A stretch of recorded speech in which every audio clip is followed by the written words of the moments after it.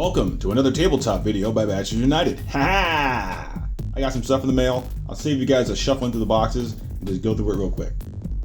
I ordered another XRay T1. Okay, this is it right here. Not much to say about it. It's in great shape. It needs a little cleaning, so I'm going to take it out and spray it down with a hose, and I'm going to spray it down with a air hose, and then I'm going to spray the entire thing down with silicone grease. Right. That's how I usually clean my cars. It's got drift wheels on it, so I mean, it means he wasn't speedrunning it, so it's in great shape. Like the front bumper's still fully intact and no cracks, bumps, or shattered carbon fiber. Good shape. I also ordered a HPI brushless vector motor, which is cool. I don't know what I'm gonna use that for, but you know, it was cheap. It may be fake, I don't know. I ordered two of these. These are Hobby King X Car Beasts. All right, 150 amp. I use them in my 10 scales, mostly because they're cheap as heck. And when you're running like a 540 style can in a 10 scale vehicle, this is an 8 scale ESC. It's made for 6S on buggies. All right, so way more than enough power, more than enough torque produced by this ESC for it to be used in the 10 scale. And as opposed to paying $186 for a Mama Monster 2, this only costs $64. You can fit two of these and still have change for a set of contact foams for your car. All right, so I ordered two of them.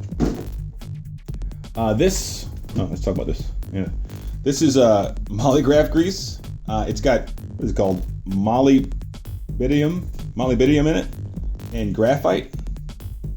Two great lubricants in a really thick grease that will not get thrown, most of it gets thrown off, but the graphite and the moly help create a thin bond onto the metal. So you got, whenever I have metal to metal gears, I put this on the gears. I make sure to put it only on the teeth. Don't get it like onto the shaft or anything like that, because your grub screw will come loose. Don't want that. So that's the grease I use. I ordered some of that. And these are just manuals down here that came with the X-Ray. This is the Team Corrali RDX Phi 07, back in action.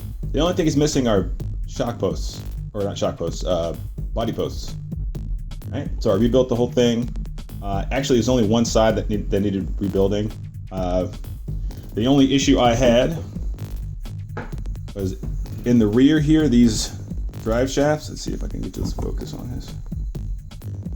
On the rear, this drive shaft is shorter than this one. This is a 49 millimeter, and this is a 50, or a 48 and a 50. So it's 2 millimeters too short, but it still fits into the drive cup and has no sign of coming out. If I can find, like X-Ray and those guys, they have these little plastic things that go onto the cup there that slide into the cup. If I can find a set of those, I'll probably get them and replace them. But until then, this will work. The front end, it had plastic, I forgot what these are called, control hubs, I think, C-hubs, that hold the bearings and the wheel on.